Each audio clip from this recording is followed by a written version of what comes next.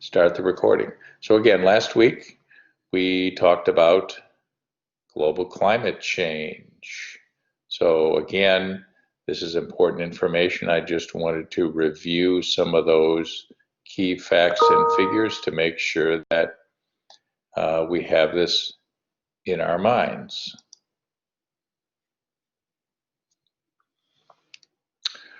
Our goal in sustainable architecture, sorry, I'm thinking about something different. Sustainable architecture, our goal is to minimize the human use of resources, right? So we want to design and build and operate and maintain buildings that are useful, buildings that are beautiful, buildings that make us happy, buildings that fulfill their functions. And we want to do it in a way that minimizes the resources that those buildings use. That's what we're going to be talking about here in this class, and what you'll be talking about in lots of your other classes at Triton. Again, why do we want to do that? We looked at Earth Overshoot Day, and we learned that currently humans are using resources almost twice as fast, right? 1.6 Earths. So we're using 1.6 Earths worth of resources currently. And again, that's not something that we can continue to do forever, right? You can overspend your income, you can draw down your bank account, you can bust open the piggy bank, you can run up your credit card debt, right, if you want to spend more than you earn, but you can't do that forever.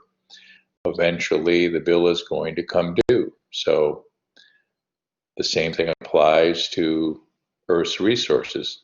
The bill is going to come due, and as we see, the bill is coming due now.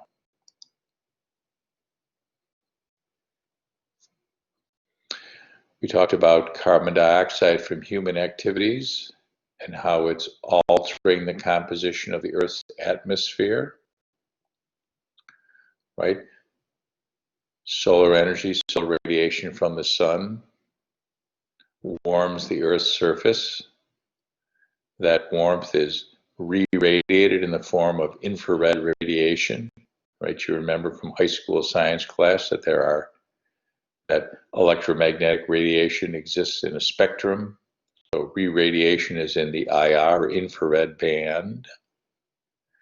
That infrared energy that's trying to leave the Earth is trapped by, some of that is trapped by the atmosphere and kind of re-radiated back. So when we change the composition of the atmosphere, we change the ability of that re-radiated energy to leave the Earth. So again, climate change 101, simple facts. We've increased atmospheric CO2 levels dramatically due to human activities, due to us. When you were answering your current events questions, a lot of you correctly noted burning of fossil fuels, changes in land use, deforestation. I think last year I had a current events question on the fires in the Amazon basin, right? That was last year's news. This year's news is different. But cutting down trees in the Amazon and burning all that biomass releases stored CO2 into the atmosphere, right? That's one way that CO2 gets into the atmosphere, right? When we as human beings tinker with the gases in the atmosphere, we affect the heat balance on the Earth. So if we heat up the Earth, what does that mean? It means that we have higher temperature. We melt glaciers and polar ice caps. We have warmer oceans, rising sea levels, altered patterns of rainfall, more intense storms, right? This again may all seem kind of far away. It may seem a little remote from our experience, but what are we seeing in the news even as we speak right now, right? We're seeing these impacts in real time, right? I just took this clip from the newspaper this morning when I was making up this lecture, right? So if you happen to live in California, you have a nice house, and the fire is creeping down the hillside towards your house, then you might realize that climate change is actually happening now in real time.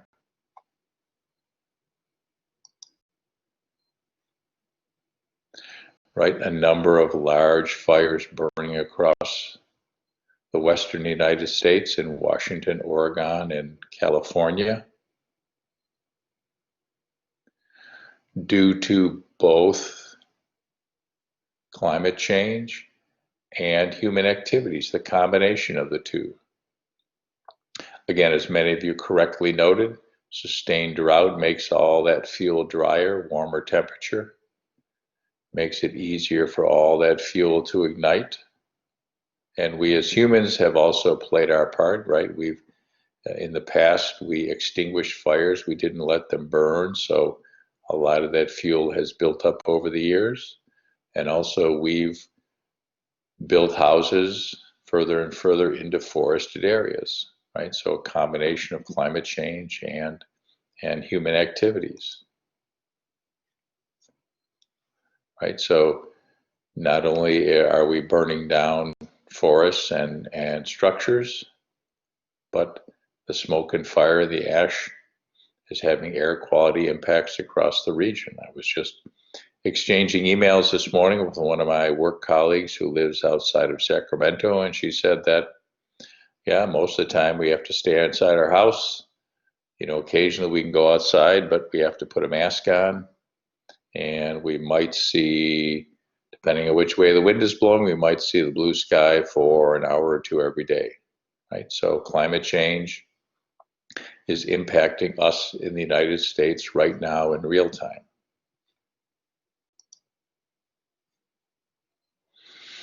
CAL FIRE is the state firefighting agency in California, and you'll see that August at the top there, August Complex. That's the big fire that's burning right now, 800,000 acres. Right, that's a tremendous amount of stuff that's burning, and it's still largely not contained. Right, only 1/3 contained. So this is happening in real time, and the fires are continuing to burn. What else did we see this past week? We saw Hurricane Sally made landfall just west of Pensacola, Florida. And just as the science predicted, that slow-moving storm gathered strength in the warm waters over the Gulf of Mexico. It made landfall as a Category 2 hurricane, dumped perhaps 2 feet of rain in some places. And again, there's more to come, right? The Atlantic hurricane season is not over yet.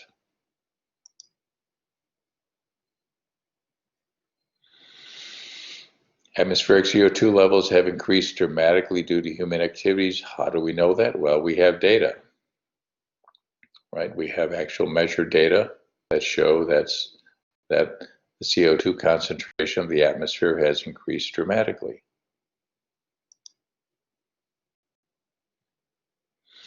How do we know that the Earth is getting warmer? Well, again, we're tracking it. We have data. The past decade has been amongst the hottest on record, right? We're still not quite up to where 2016 was, but 2019 as the second warmest year on record. If you read the bottom there, we are no longer talking about a situation where global warming is something in the future. Says a climate scientist, it's here, it's now, right? It's happening now. This gets a little more complicated, right? We have a budget, we have a total amount of carbon that we think we can emit into the atmosphere and stay within that 2 degrees Celsius limit. Remember, 2 degrees Celsius is the amount of warming over pre-industrial levels that we think will limit the amount of impacts that global climate change has. So we've spent half of that budget already. So we've emitted half of the CO2, half of the carbon in the atmosphere than that we believe that scientists tell us we can emit and still stay within that 2 degrees Celsius limit. And here's the rub, right? We have a lot more fossil fuels in the ground than really can be dug up and emitted if we want to stay within the carbon budget. So, and I'm sure I will ask you this on the midterm or the final, where do fossil fuels need to stay if we want to avoid the worst impacts of global climate change? And I'm going to say those fossil fuels have to stay in the ground, right? And that's a tremendous challenge because there are lots of companies whose business it is to dig stuff out of the ground and burn it and refine it into gasoline and jet fuel, et cetera, right? Is a significant challenge to the status quo. Status quo is all those companies whose business model is built on continued fossil fuel use. The article I gave you last week talked about that. I talked about how some of those companies are trying to change their business model. They're trying to pivot into something that's slightly different, but it's still more of the same, right? It's digging stuff out of the ground and, in this case, turning it into plastics. Not any better.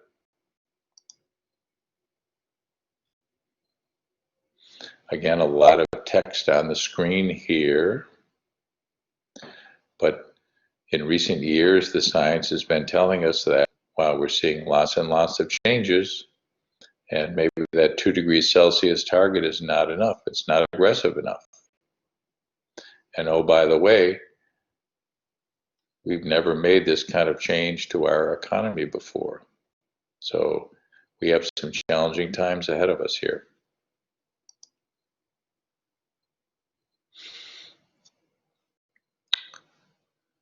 Right now, we're not moving fast enough to forestall these impacts, right? We see fires burning, we see hurricanes, we see all these things happening, and we're not moving fast enough. And we have COVID-19 right now to deal with, so we're not really paying that much attention to global climate change. We have our minds wrapped around a pandemic. What happens when the pandemic is over? I don't know. When is the pandemic going to be over? I don't know either.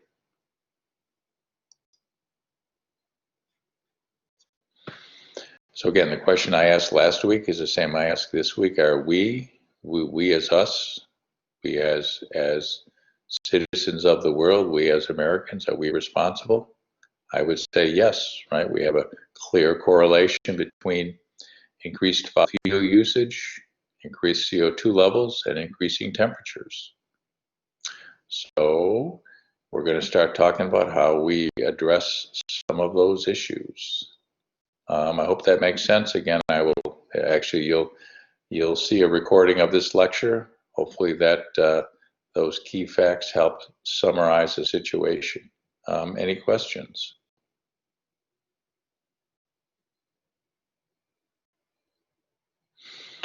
Okay, let me switch gears to something else.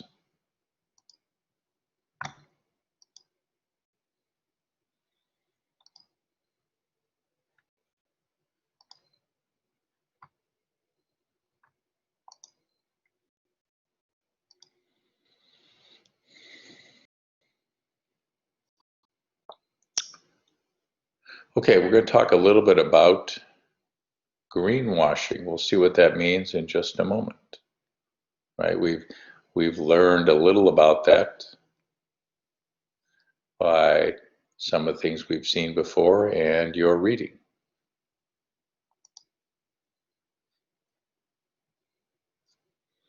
You've seen this slide. We have lots of terms that you see thrown about. You see natural, you see green, you see sustainable.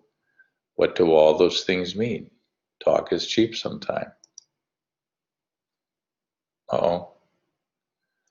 This came out sideways. At least it's coming out sideways on the screen here. Right? When I was making up this lecture the other day, I thought about I happen to have a plastic water bottle in front of me, shame on me. But on the side of that water bottle, there was a little symbol that looked like a recycling symbol. And it made me think about, what does that symbol mean? Can I recycle this bottle? Does seeing that symbol on the side of the bottle make you think that that bottle is recyclable? Those are the questions that I ask myself. And sorry, I don't know why that one picture came out sideways, but that's the way it's coming out on the screen here. So I went to, you see this, if you look on the side of the bottle, you see that it next to the symbol it says how to recycle.info. So I went to how to recycle.info to try to find out some more. So again, you're a consumer trying to make a decision as to what you should do. Should you buy this bottle buy this plastic bottle of natural spring water? So if you dive into that symbol, right, what does that symbol mean? Can you recycle this plastic bottle in your city or town? Where does this plastic actually end up? Well, on the How to Recycle website, it says that symbol means that this plastic is widely recyclable. Well, widely recyclable means that 60% of Americans have accessibility to curbside or drop-off programs, right? A majority of Americans. How do we know whether we have it in our town? Well, unfortunately, a link to yet something else that I used to look up. 60304 is my zip code in Oak Park. And yes, Oak Park does have a program where they pick up this plastic. So in my town, I have a chance of being able to recycle this plastic bottle. Do I know where this plastic actually ends up? Actually, I don't, and I'm not sure I know how to get that out. And I'm a fairly knowledgeable consumer here, right? So I spend some time looking at a bunch of websites here to try to figure out, what happens to my plastic bottle. How many other consumers are likely to do that? I would say not many, right? How many of you would do that? You see that symbol, and maybe you think that, oh, this thing is good, it's okay, it's plastic, it's recyclable, I'm just going to buy it.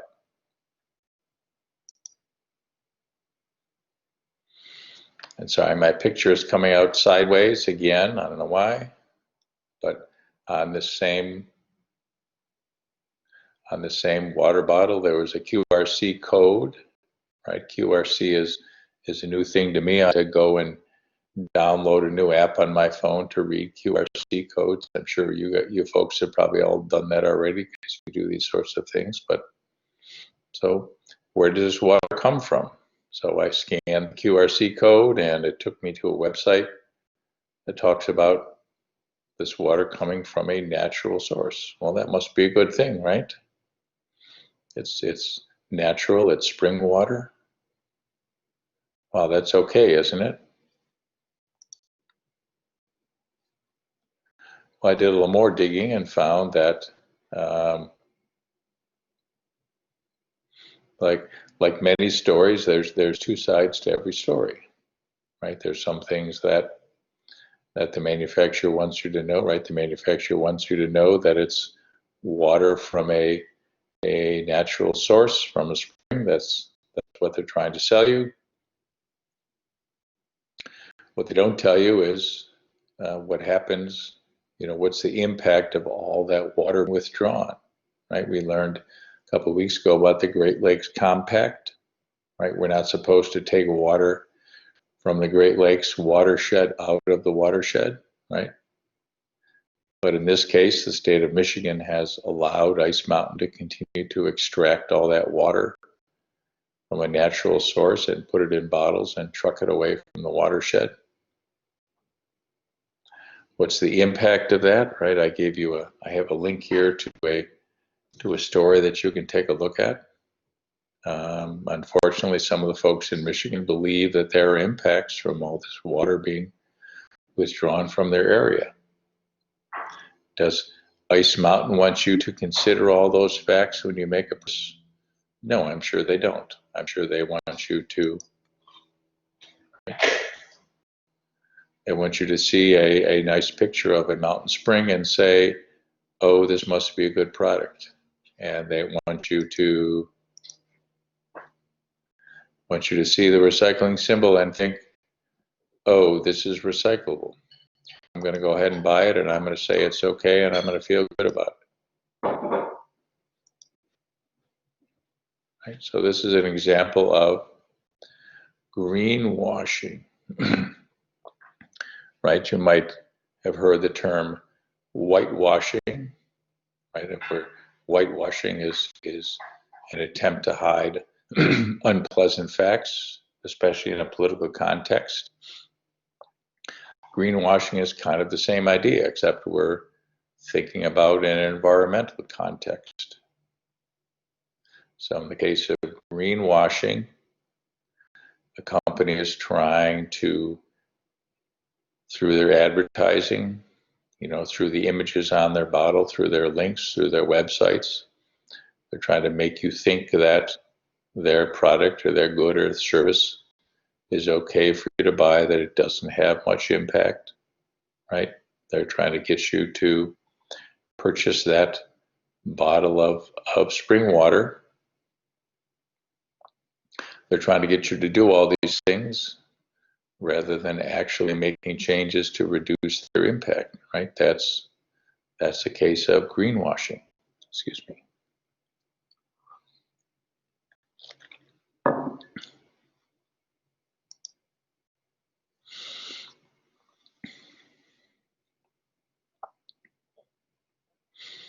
Again, when I did this presentation a couple of years ago, the folks that I got the information from, I think it's on one of my slides here, said that lots and lots of consumer products that are claiming to be green are guilty of at least one of the sins, right? They're doing something to hide what they're doing behind a term like green or natural or sustainable or spring water or that little recycling symbol, right? They're trying to fool you as a consumer.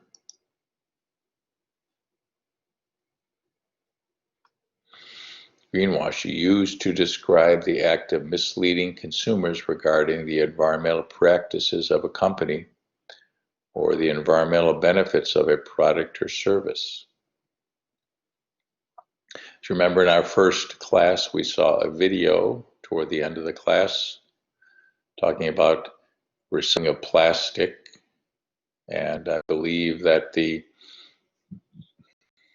video actually concluded by saying, let's operate on the assumption that plastics are not recycled. Act as if plastics are not recycled, right? So in the case of Ice Mountain water, they're trying to do lots of things to get you to buy that plastic bottle of spring water, right? When in reality, you shouldn't buy it at all. So what are some of the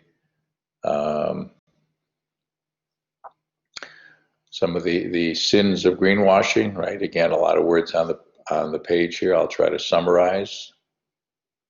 Dirty business, right? Dirty business means that you might hear something about what the company does, touting its environmental benefits or programs, while the company's core business or product is inherently polluting or unsustainable, right? So an oil company is probably a good example, right? Their fundamental business, or a coal company, their fundamental business is to dig fossil fuels out of the ground, right? They may have some window dressing to convince you that's maybe not what they're doing, but that's their core business.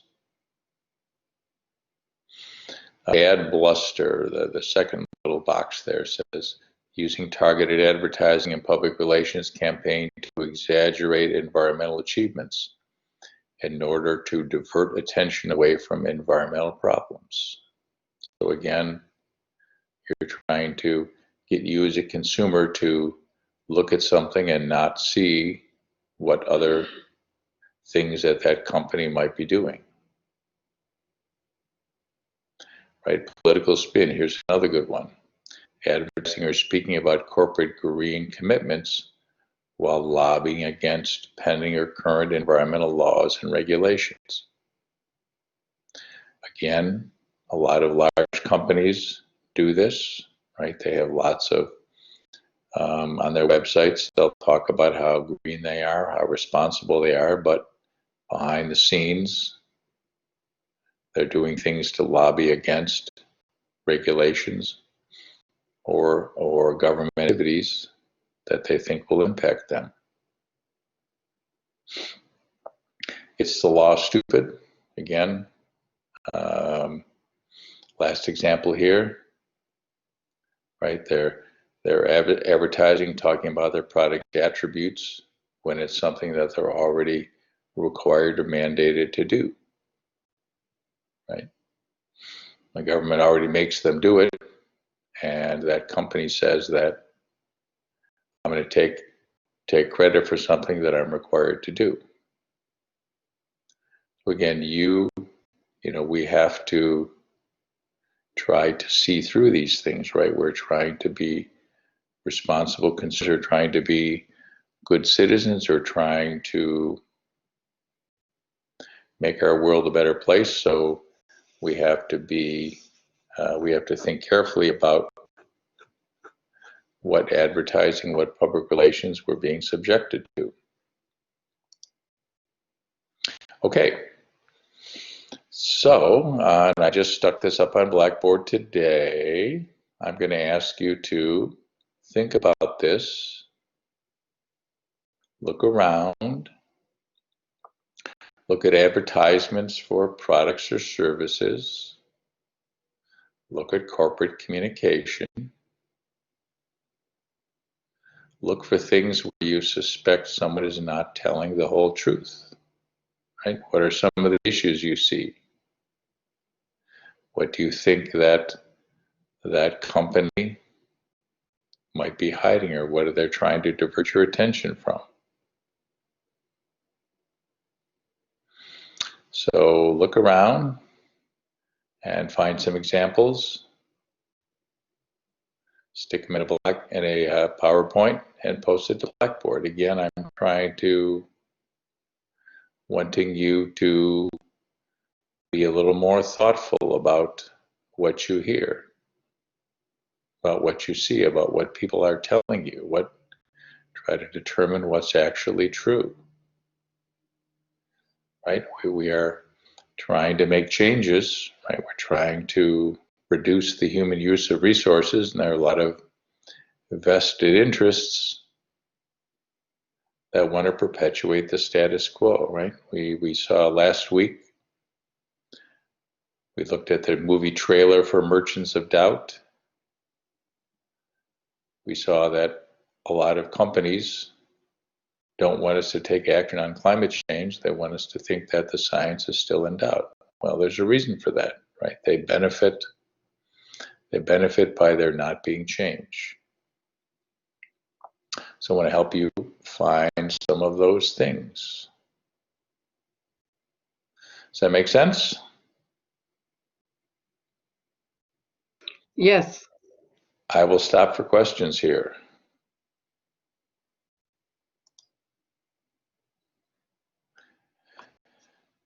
Again, this is hard. I'm saying things to a computer screen, and I can't see your faces to know whether the information that I'm saying is registering or not. So please, if you have any questions or if information doesn't make sense, please shout it out.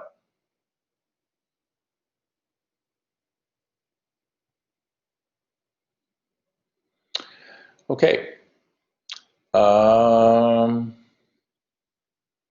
We are moving along quickly here. So let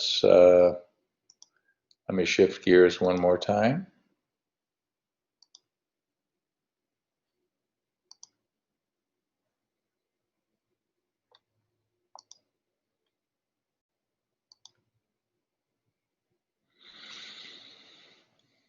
Okay, we're going to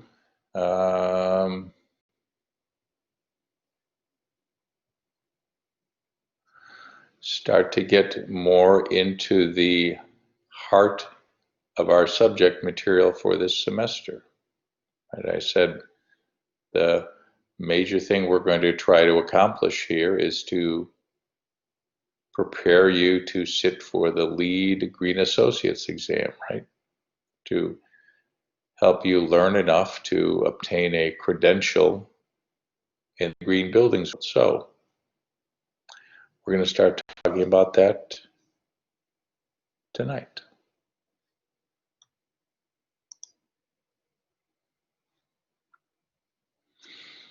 I showed this slide before in the first class. Nature is a model of sustainability, right? In a natural system, the only energy input is from the sun. All other resources are used in cycles. In a natural system, there is no waste. Wow, you know, that's great, Professor. That's all interesting. I know that's the direction that we are supposed to be heading in, but how do we know if we're heading in the right direction? How do we know which way to go? Right? We need a compass. We need some guidance.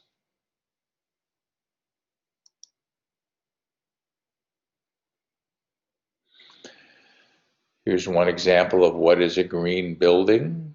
A green building is a building that has a substantially reduced impact on the natural environment, and that provides indoor conditions conducive to human health. Again, that's a good general definition, but it doesn't give us much guidance or much details on how to actually achieve that.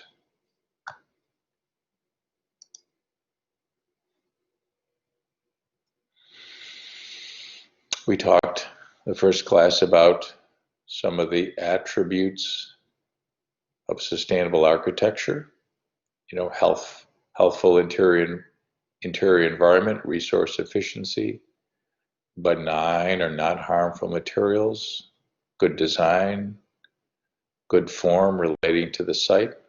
But how do we measure these things? How do we know if our building is actually meeting these goals? And how do we quantify these qualitative attributes?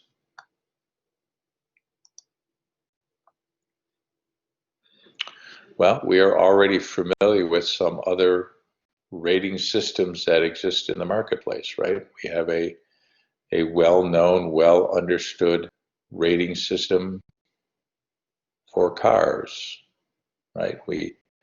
Cars are measured in miles per gallon, right? The government sets standards for how this is done.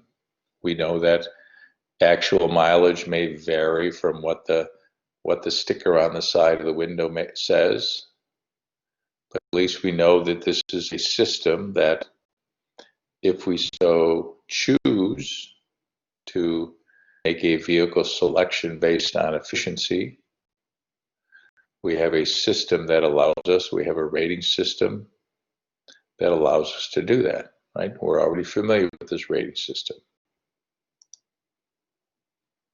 Right? We have similar rating systems for food, right? Again, if we so choose to consider what's in our double Whopper there or our Big Mac before we eat the Big Mac, right? If we so choose, we can see how many calories are in the Big Mac, how much sodium is in the Big Mac, or maybe we don't want to know because it's a lot of calories and a lot of fat and a lot of sodium. Same for our Doritos. Again, if we so choose, we can find out facts about the food we eat and make decisions. So in an analogous fashion, the lead rating system is a system that allows us to quantify the performance of green buildings, right? To help us know how green is green, to give us guidance as architects and construction professionals to see if we're moving in the right direction. Is our building actually reducing impact on the environment? Is it reducing the human use of materials, right? This is a rating system. First, it says for certifying the greenest performing buildings in the world. I would say it's hopefully a means of guiding us in the direction that we want to go. So let's dive in and see what that means.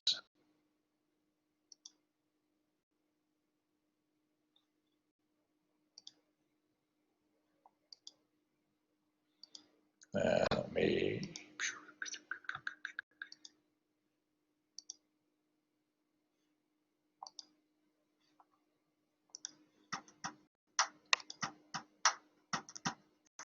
LEED, or Leadership in Energy and Environmental Design, is a green building certification program that recognizes best-in-class building strategies and practices across the globe. LEED promotes better buildings, that complement our environment and enhance our communities, places that give people better, brighter, healthier spaces to live, work, and play. To receive LEED certification, projects pursue credits that earn points. Prerequisites and credits differ for each rating system. Teams choose the rating system that best fits their project. After the team completes the review process, the project is awarded a certification level on the number of points earned. So, if you're serious about saving money, conserving energy, making better building material choices, and driving innovation, then LEED is the best choice for you. Ready to learn more? Visit usgbc.org/LEED.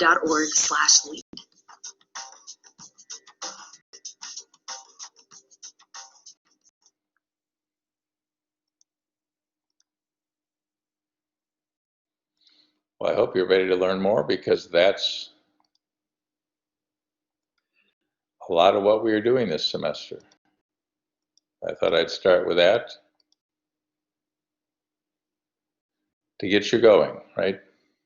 Because that person has music and video and stuff way more effective than I have. So again, what is LEED? LEED is a building rating and certification system. LEED is a metric to quantify green or sustainable measures and practices. LEED is rating system awards points based on in various categories that define a standard of performance. Again, the goal is to improve building performance, just like we've talked about. Save energy, save water, reduce CO2 emissions, improve indoor environmental quality, and reduce waste. So hopefully LEED will help drive us toward the direction that we want to go in.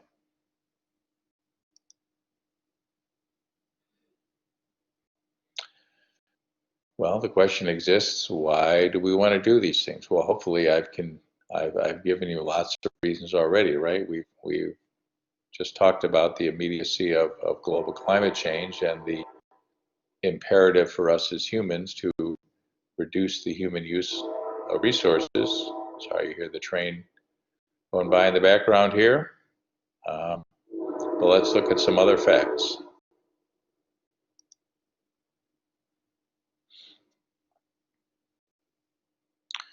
Well, buildings have a large use of resources, right? Buildings use roughly 40% of the energy, 72% of the electricity, 40% of CO2 emissions, not as much, 14% of water, right? We know a lot of that water goes to thermoelectric, to electrical energy generation, and to agriculture. So buildings aren't quite as impactful of water consumption as they are of energy consumption, but still, it's an important place for us to look to reduce energy use and CO2 emissions.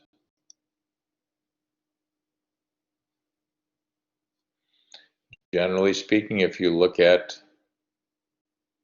energy data, Things are typically broken up into a couple pie slices. You know, buildings, transportation, and industry are typically the three big slices that we see energy use broken up into, right? Sorry, my data here for the United States is a little out of date, but if you stick residential and commercially, put those two pie slices together, right, you see that buildings are roughly 40% of US, that's us, United States energy use, right? Buildings are 40%, so it's a large consumer of energy, a large producer of greenhouse gas emissions of CO2. So, right, I'm an energy engineer, so when I'm trying to figure out where I can go to reduce energy consumption, I'll look at data and I'll do this kind of disaggregation. I'll look at pie slices and I'll say, okay, which pie slice is the biggest? If I want to have the most impact, I should go after the pie slice, right? So in the case of buildings, that's the biggest pie slice. So that's what we're going to go after.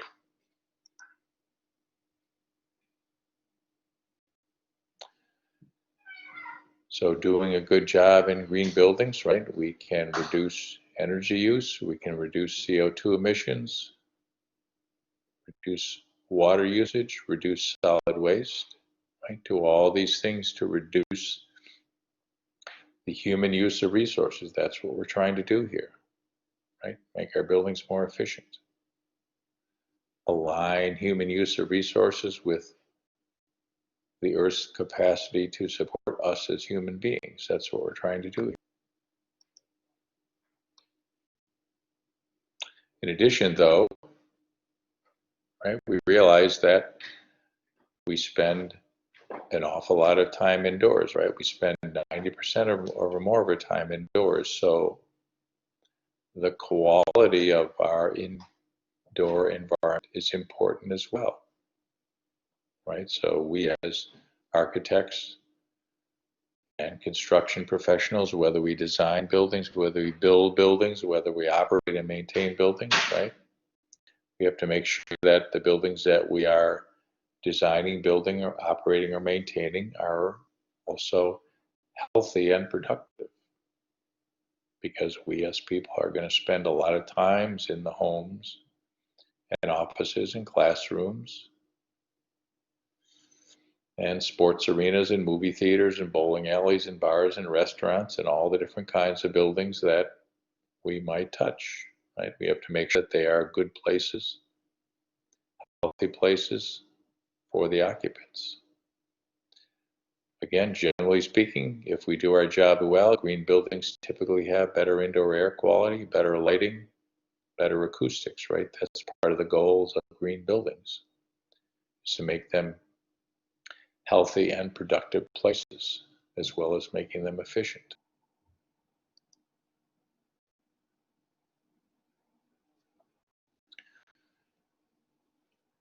Sorry, the text is a little small here. LEED points are awarded on a 100-point scale. Credits are weighted to reflect their various environmental impacts. So as we just keep a couple things straight here, we're going to talk about both buildings and professionals. So we're going to talk about certifying buildings, and you as construction professionals, we're going to talk also about getting you accredited, right? So buildings are certified, professionals are accredited. We're going to talk about both things here this semester.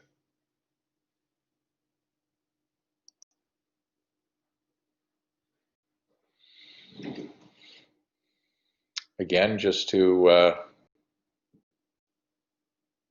get our nomenclature straight here, LEED, Leadership in Energy and Environmental Design, that's the rating system we're talking about.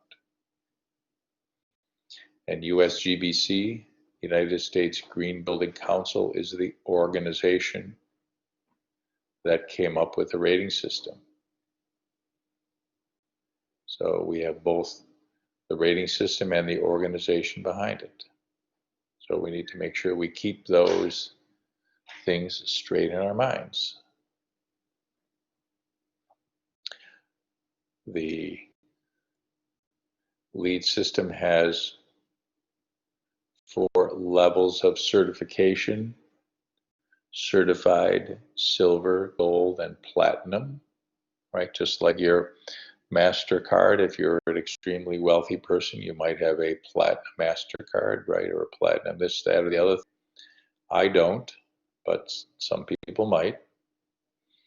But that same mentality follows through in the LEED rating system. Right? We have various levels of certification, and the higher levels of certification require a higher number of points. Again, this is where Americans, more is better, bigger is better, higher number of points. That makes sense to us, right?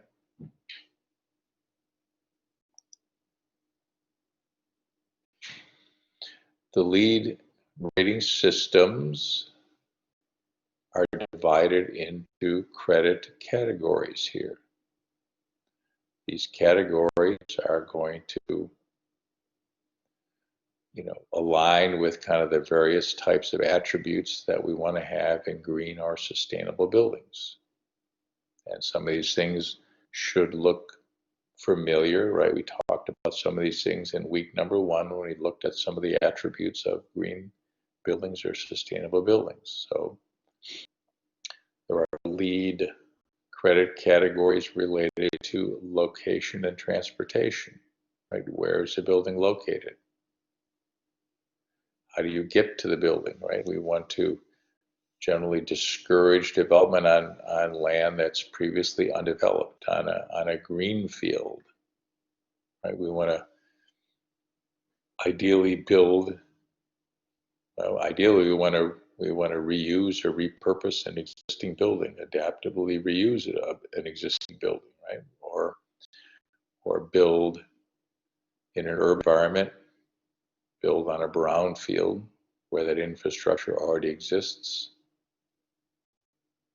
We want to build someplace where people can get to our building with existing transportation systems, right? Those are the LEED credit categories related to location and transportation.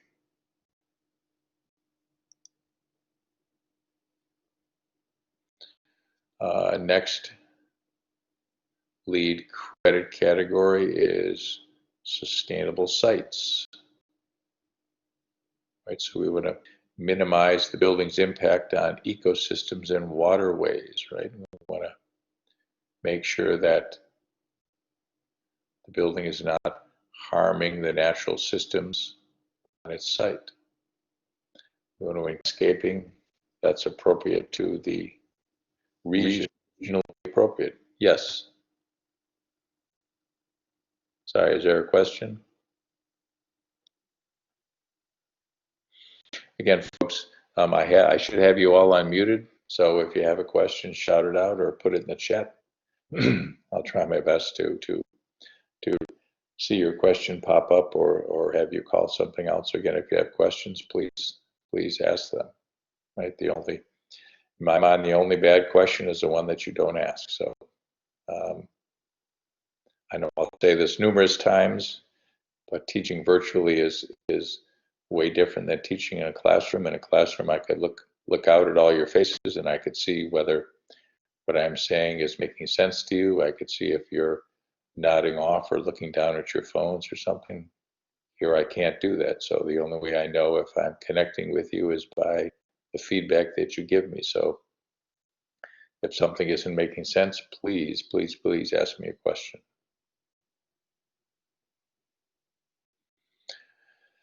So again, sustainable sites, where we put the building, its impact on the ecosystems on that site, regionally appropriate landscaping, right? Maybe putting turf grass around a building in Tucson or Phoenix, Arizona doesn't make a lot of sense. That's not really appropriate to a dry climate. We want to control stormwater runoff, right? We saw what Triton, we did our our Sustainable Campus tour a couple of weeks ago. We saw what Triton has done to try to control stormwater runoff, right, with the rain gardens by the H building and the cisterns out in the parking lots, right? Why did Triton do that? Triton did that because they're right near the Des Plaines River. Some of the things we also want to do in sustainable sites, we want to reduce light pollution, heat island effect. We'll get to some of these things, and construction related pollution. What does that mean, right? If we're building, sometimes we have sedimentation, we have runoff from the construction site. We want to manage all those things while we're building.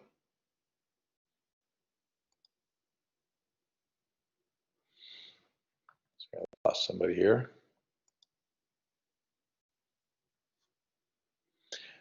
Water efficiency, right? This goes encourage smarter use of water both inside the building and outside the building. We'll see when Abby rejoins here. I know sometimes folks have connection problems. Your internet kicks you out, and hopefully you get to join again. So I can kind of sort of see your comings and goings here. So hopefully Abby will get connected back up here again.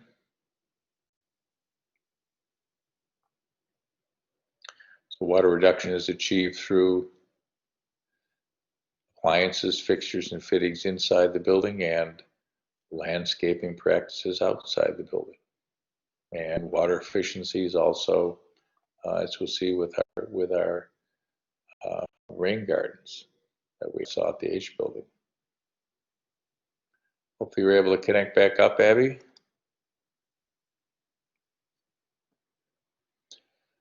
Energy and atmosphere. Again, energy as we saw, is a big component of resource use of the building. So in the LEED rating system, obviously we want to design efficiently. Oh, we lost. Abby's trying to connect here again, so hopefully she will get connected up. So we want to build efficiency into the design of the building. We want to pick appliances and lighting and systems that are efficient. Hey, welcome back, Abby. Glad you got reconnected here. I can kind of see your comings and goings. So I know this isn't a perfect thing, having us all have to rely on all our internet connections, but we're doing the best we can. Ann? Yes, Susan. I have a question. Sure. Why is commissioning in this category? I mean, I assume they're talking about commissioning, meaning like startup of equipment and. Yes, that is correct. Yeah, commissioning is in the energy and atmosphere category because they are, the LEED system is wanting building professionals to commission their systems. Commissioning, we'll talk about it in a little more detail, but commissioning is documenting the design intent, and then at the end of the construction process, actually making sure that all those systems actually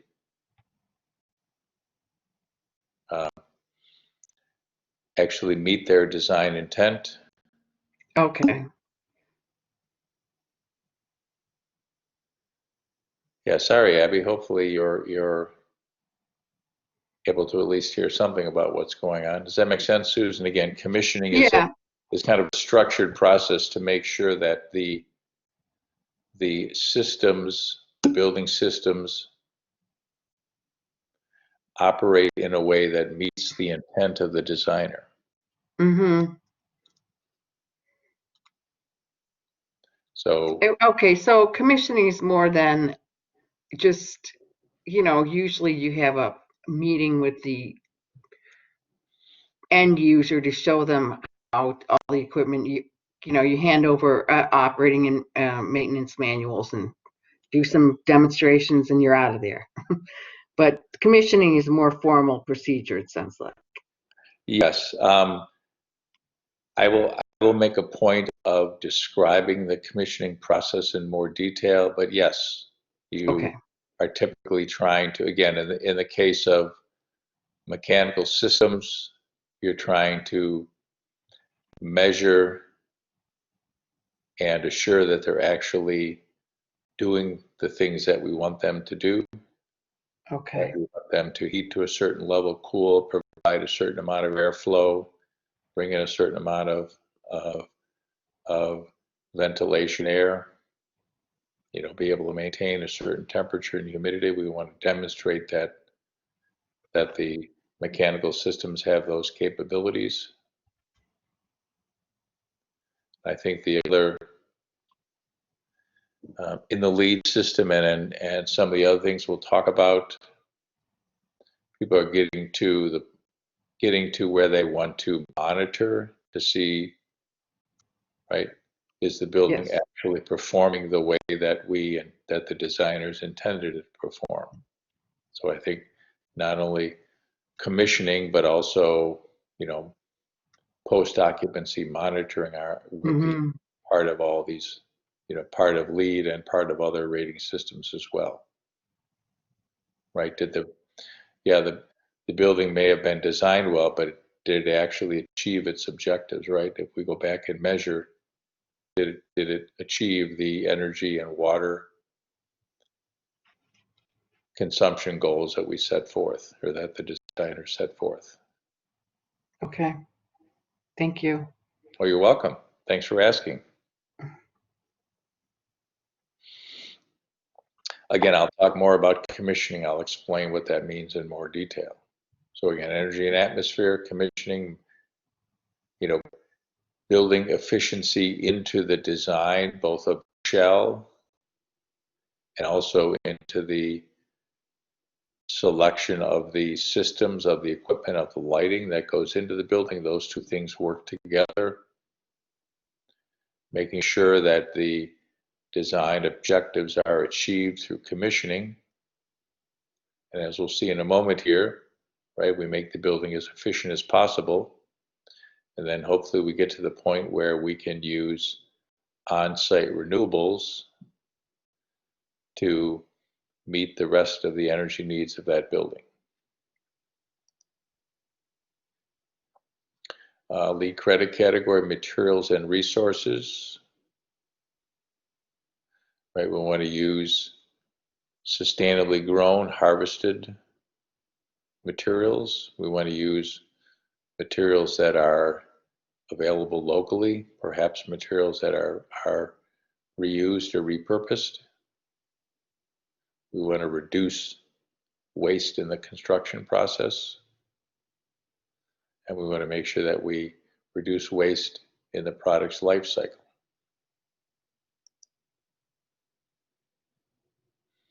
We have lead credit categories for indoor environmental quality. We want to promote strategies that improve the indoor air, access to daylight and views, acoustics. Right? We want to make the building higher quality for the people inside the building, for us. Okay, it's a few minutes after the top of the hour, so let's take a break. Give us all a chance to stretch and